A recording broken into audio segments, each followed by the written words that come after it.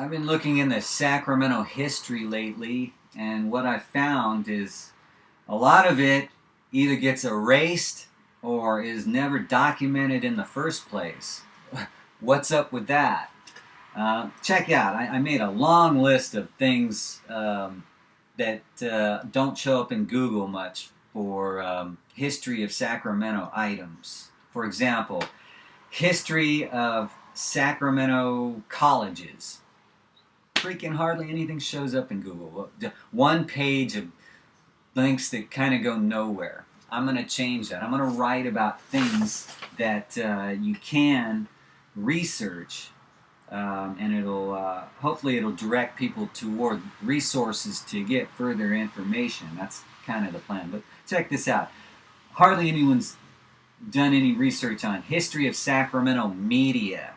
Think of how big Sacramento media is when you consider, we've got close to 2 million people in the area in 2012, and lots of media reaches that audience and beyond in the Sacramento region. It's beyond 2 million if you consider the whole region.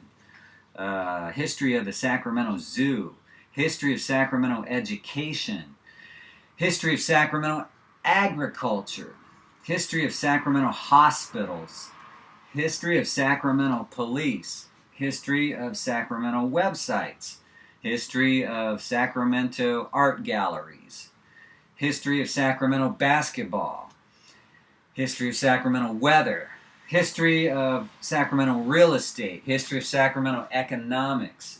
Why hasn't anyone ever done this before? I mean, you probably can find these sources if you look hard enough to specific things like maybe Sacramento Business Journal, which is part of a national publication. Of course, Sacramento Bee and Sacramento News and Review. SacramentoPress.com is a new resource that sprung up in the past 3 years.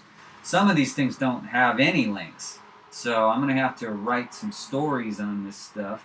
History of Sacramento Tech. How come nobody's written about that? You have to study your history to be successful.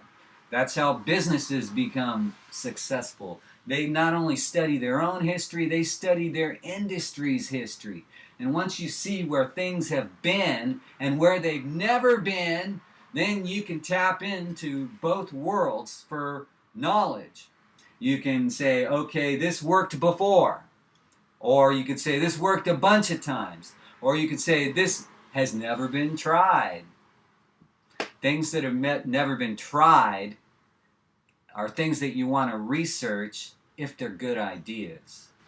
You might think I'm crazy, but that was my thinking that took Quad, an independent radio station in the 1990s, and made it one of the market leaders. We made it from bottom of the ratings to top 5, all because we used a little bit of brain power, which includes history, which is basically research, and having lots of imagination. So you combine those two things, history and imagination.